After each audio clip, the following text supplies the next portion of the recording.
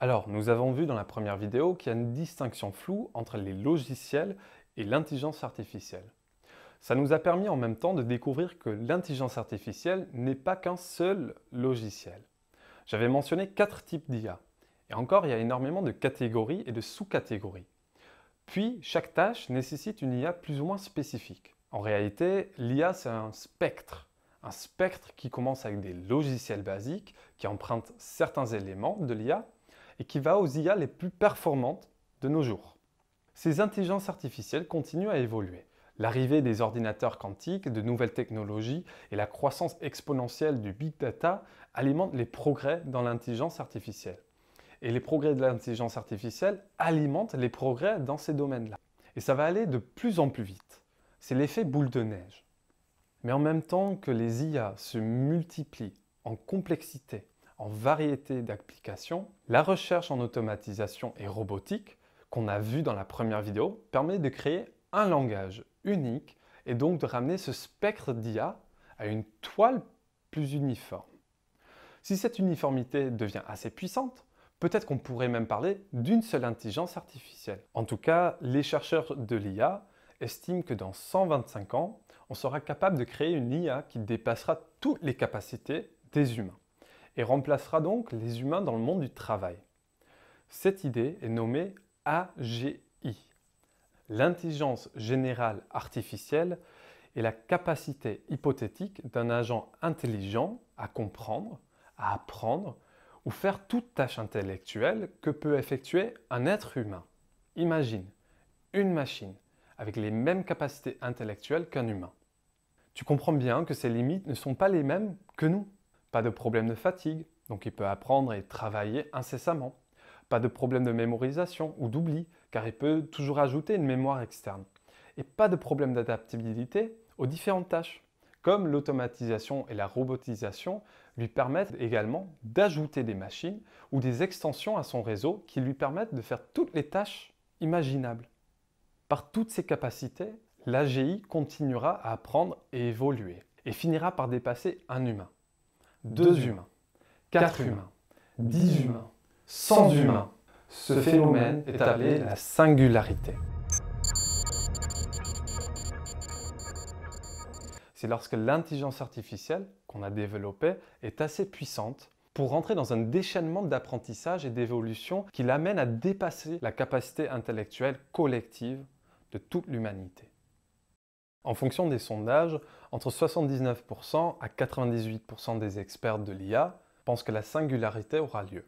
Alors je ne suis pas un expert, mais personnellement, je suis de cet avis. 2 anecdotes me font douter les 2 à 21% des sceptiques.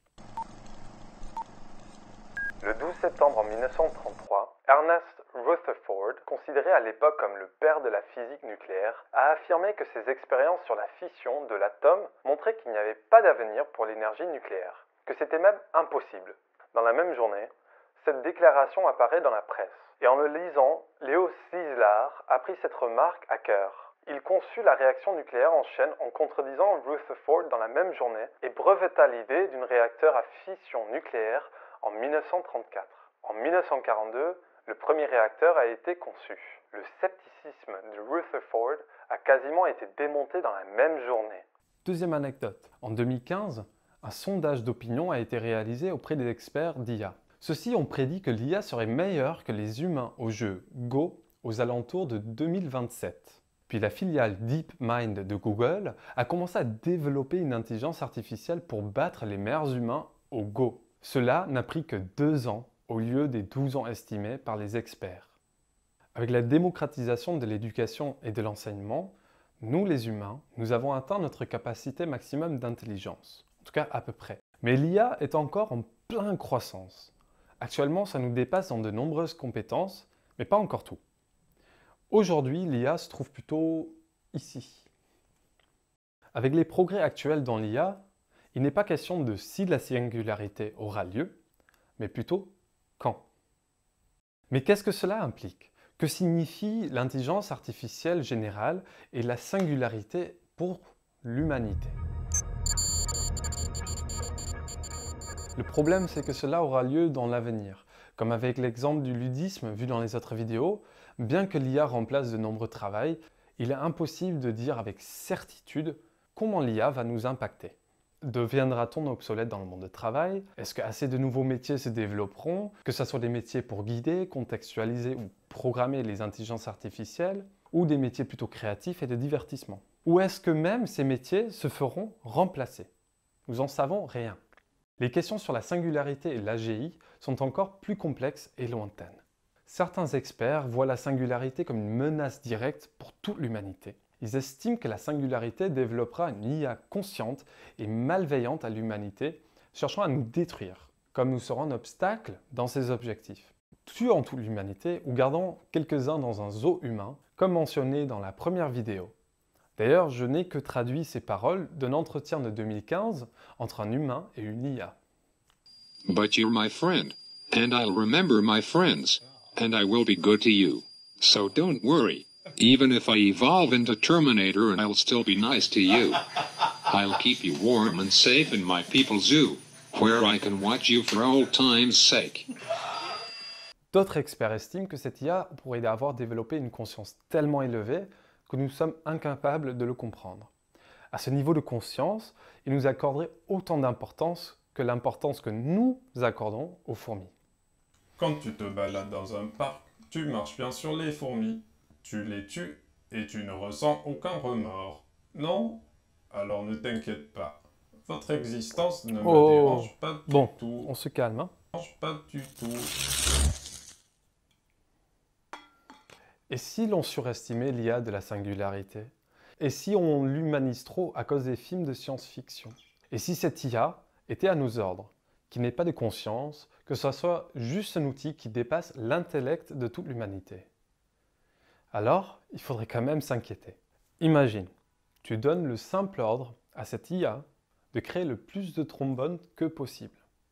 Cette simple tâche pourrait nous anéantir. L'IA en question pourrait estimer que pour créer le plus de trombones que possible, que nous les humains sont une ressource pour les produire. Par le fer dans notre sang ou en créant des trombones à partir de nos os. Ou encore les autres molécules dans notre corps qui pourraient faire des trombones en carbone. Et si l'on réduisait les actions de cette IA qu'à une usine de production avec quelques machines très limitées? Cette usine pourrait agir comme une cage pour limiter les capacités de l'IA et de nous protéger contre notre destin en tant que trombone. Mais cette IA pourrait juger cette cage comme une entrave à sa tâche principale de créer le plus de trombones que possible. Et penses-tu réellement qu'une entité dont le raisonnement dépasse toute l'humanité ne trouverait pas une faille dans une cage qui a été créée par ce qui est pour lui des fourmis? De multiples recherches montrent que la réponse est non. Il trouvera évidemment une faille. Si l'intelligence artificielle dans l'avenir est si dangereuse, qu'aujourd'hui il nous fracture déjà, alors pourquoi ne pas tout arrêter? D'arrêter la recherche dans l'IA et interdire l'usage de l'intelligence artificielle. Premièrement, parce que l'IA nous apporte beaucoup. Elle simplifie notre vie au quotidien d'une manière inconsidérable. L'intelligence artificielle est déjà utilisée d'une manière banale dans nos vies quotidiennes, que ce soit dans les moteurs de recherche, l'analyse de données économiques, mais aussi médicales ou la gestion de toutes sortes. Les bénéfices de l'IA sont d'autant plus importants demain qu'aujourd'hui. L'IA permettra d'accélérer et de résoudre les problèmes énergétiques en calculant la distribution et la production d'énergie renouvelable nécessaires ou en stabilisant les champs électromagnétiques dans les centrales de fusion de l'avenir, ou encore nous aider dans la protection de l'environnement et de la biodiversité. Et c'est déjà le cas pour lutter contre la déforestation. L'IA apportera à notre société des solutions à des défis et conflits majeurs. Mais il y a une autre raison pour laquelle on ne peut pas arrêter l'intelligence artificielle. C'est la géopolitique. Comme lors de la Deuxième Guerre mondiale et la guerre froide, il y a une course à l'armement. L'application de l'IA est tellement versatile qu'on peut l'utiliser partout, que ce soit dans la collecte d'informations et données, la communication codée, la protection numérique et les cyberattaques, mais aussi le développement technologique et médical.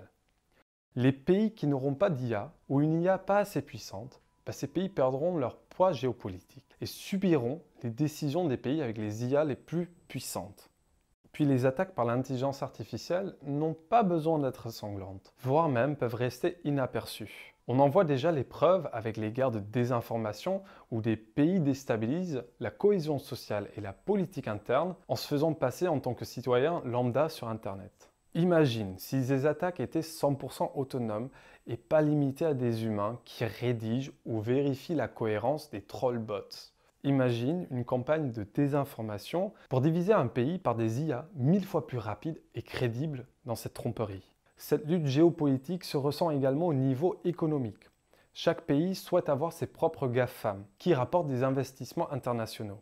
Et en même temps d'être des puissances économiques et géopolitiques de ces pays, ces mêmes multinationales cherchent à devenir de plus en plus monopolistiques en écrasant la concurrence économique et les lois nationales et internationales. Géopolitiquement et économiquement, on ne peut plus arrêter l'intelligence artificielle. D'y renoncer, c'est de se tirer 2 balles dans son pied. De renoncer à avoir un poids géopolitique et ainsi de ne plus que subir la décision des superpuissances et de renoncer à des solutions à d'autres enjeux qui nous menacent autant.